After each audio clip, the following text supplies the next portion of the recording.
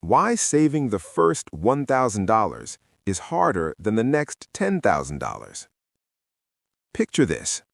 It's the end of the month. You open your banking app. You already know what you're about to see, but you still check anyway. Your balance says $243.17, and you immediately start doing that mental math. Okay, rent's paid, credit card minimum went through, groceries are done, but wow, I really thought I'd have more left. And then you remember, again, that goal you've been trying to hit for months. Saving your first $1,000. Not $10,000, not a house down payment, not retirement, just $1,000. And somehow, it feels impossible. Here's the crazy part.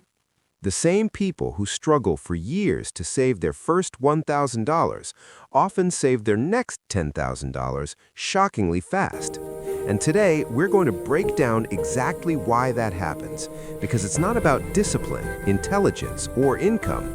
It's about psychology. And once you understand it, everything changes.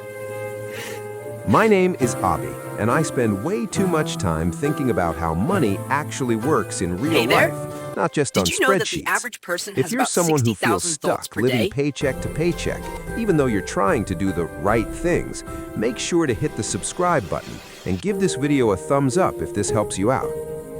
All right, let's get into it. Challenging the biggest assumption.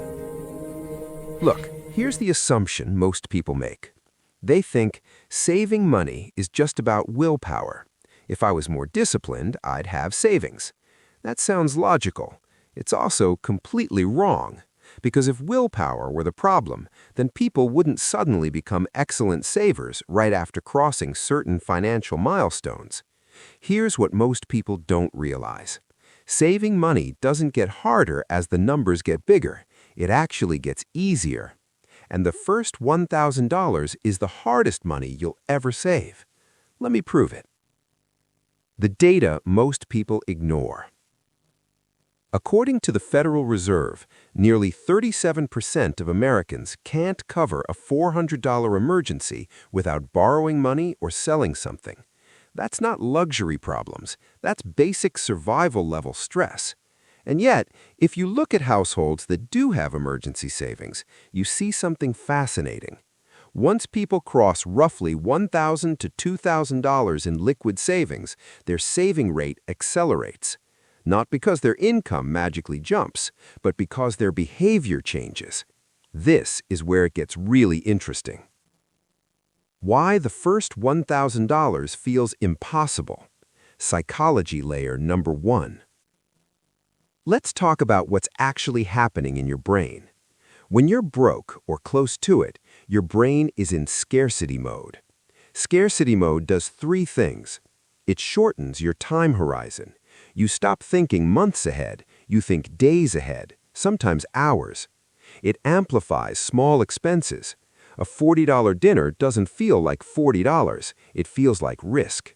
And it destroys motivation because progress feels invisible. Saving your first $1,000 doesn't feel like winning, it feels like delaying pain. You save $100, then your PAR needs $400. You save $300, then medical bill hits harder than expected. And every time your brain says, see, what's the point? Now, you might be thinking, okay, Abi, but isn't that just bad luck? No, that's normal financial gravity at low savings levels. The math that makes the first $1,000 brutal. Let's do some real math. Say you make $3,500 a month after tax. Your fixed expenses look like this. Rent is $1,300. Utilities plus internet is $250. Transportation is $300. Insurance is $200. Groceries is $400. That's already $2,450 gone. Now add phone, subscriptions, occasional eating out, random life stuff. You're realistically left with maybe $400 to $500 of flexibility. To save $1,000, you're asking yourself to compress months of restraint into a period where every dollar has a job, Every unexpected expense feels catastrophic, and every no costs emotional energy. Saving your first $1,000 isn't just financial, it's emotional labor. The no safety net tax. Psychology layer number 2. Here's what nobody talks about. When you don't have savings, you pay a hidden tax. You buy cheaper things that break faster. You miss discounts because you can't buy in bulk. You pay late fees. You carry balances. You avoid risks that could increase income.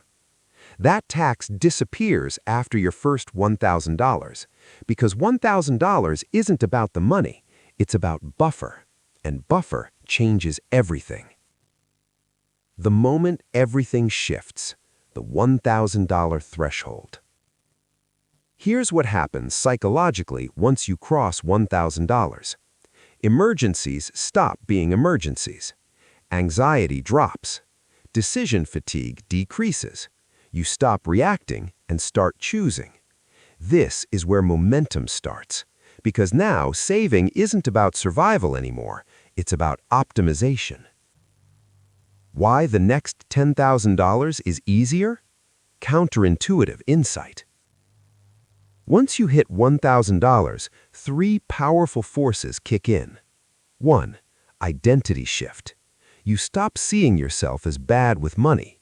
You start seeing yourself as someone who saves. That identity compounds. 2. Reduced volatility. Emergencies stop being emergencies, so your savings stop resetting to 0. 3. Positive feedback loop. Your brain finally gets dopamine from saving. Here's what most people don't realize. Your brain needs visible progress to stay engaged. Saving from $0 to $1,000 feels like pushing a car uphill. Saving from $1,000 to $10,000 feels like rolling downhill with steering. A simple analogy.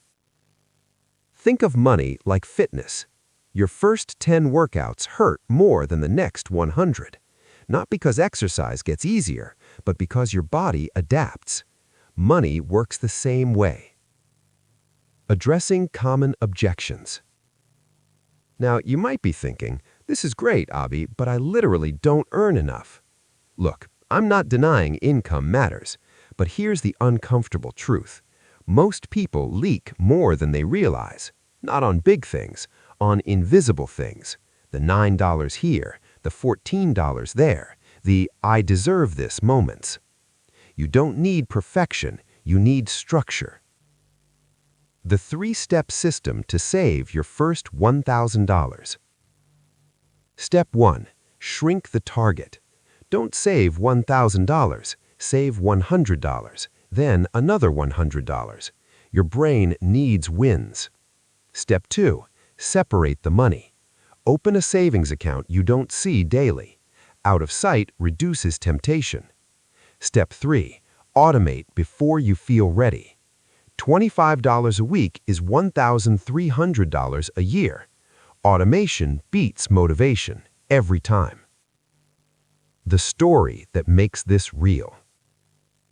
I've seen this over and over. Someone struggles for years to save $1,000. Then something clicks. 6 months later, they're at $5,000. A year later, they're at $12,000. Not because they became rich, because they escaped scarcity mode. The surprising truth about discipline. Discipline doesn't create savings. Savings create discipline. Once you have a buffer, discipline feels natural. Before that, it feels impossible. Final motivation, emotional close. If you're stuck trying to save your first $1,000, I need you to hear this. You're not broken. You're not lazy. You're not bad with money. You're just fighting gravity at the hardest level. And once you break through, everything gets easier. Call to action. If this video helped reframe how you think about saving, hit the like button. It genuinely helps the channel. Subscribe if you want more practical money breakdowns without the fake guru nonsense. And comment below, 1K done when you hit your first $1,000. I'll see you in the next one.